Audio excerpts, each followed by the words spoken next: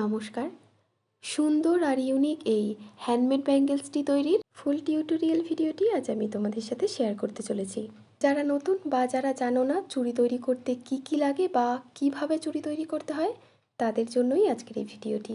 এর জন্য লাগবে ব্যাঙ্গেল বেস, আঠা, ফেব্রিক বা এরকম যে কোনো রঙের কটনের কাপড়। কটনের কাপড়টা ব্যবহার করলে কিন্তু বেশি ভালো হবে, তবে তার বদলে অন্য কোনো কাপড়ও ব্যবহার করা যেতে পারে। প্রথমে কাপড়টাকে কেটে নিয়ে এভাবে করে কাপড়ের ধারটা মুড়ে নিতে হবে। এরপর ব্যাঙ্গেল বেসটাতে কিছুটা আঠা দিয়ে কাপড়টাকে দেখো এভাবে বেঁকিয়ে মানে আড়াআড়ি মতো করে এভাবে করে এই বেসটার গায়ে জড়াতে হবে।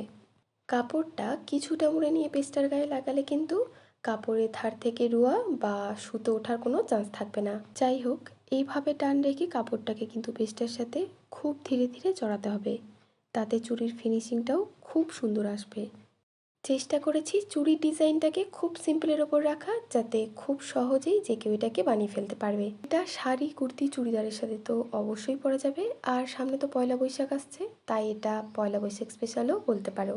যাই হোক, কাপড়টাকে মোটামুটি এভাবে জড়ানো হয়ে গেলে দেখো শেষের দিকে কাপড়ের দুদিক মুড়ে নিয়ে যতটুকু দরকার রেখে বাকি কাপড়টুকু কাঁচি দিয়ে কেটে দিতে হবে।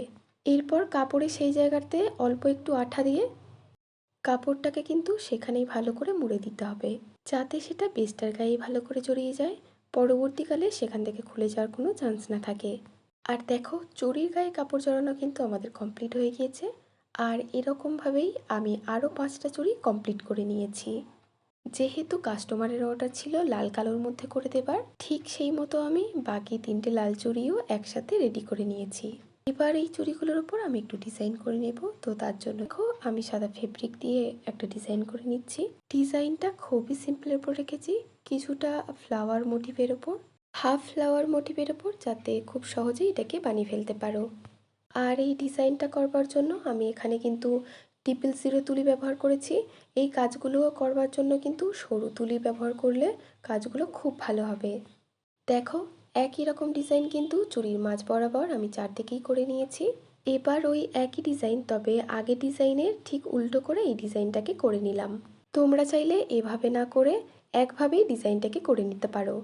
এবার কালো চুড়িগুলো রেডি করে নেব। তার জন্য আমি দেখো এখানে সিলভার কালারের কিছু বল নিয়ে নিয়েছি, যেগুলো আমি সুতো দিয়ে এভাবে করে গাঁথবো। এখানে মোট 5টা করে সিলভার বল নিয়ে আমি চুড়ির চারদিকে এরকমভাবে কাটছি। তবে তোমাদের কাছে যদি এরকম সিলভার বল না থাকে, তাহলে তোমরা আগের চুড়িটার মতনও ওই ফ্লাওয়ার ডিজাইন করেও চুড়িগুলোকে কমপ্লিট করে নিতে পারো। ওভাবে করে করলেও কিন্তু চুড়িটা সুন্দর দেখতে লাগবে। যাই হোক, এভাবে করেই সিলভার বলসগুলো লাগিয়ে দেখো বাকি 3টে চুড়িও রেডি করে নিলাম।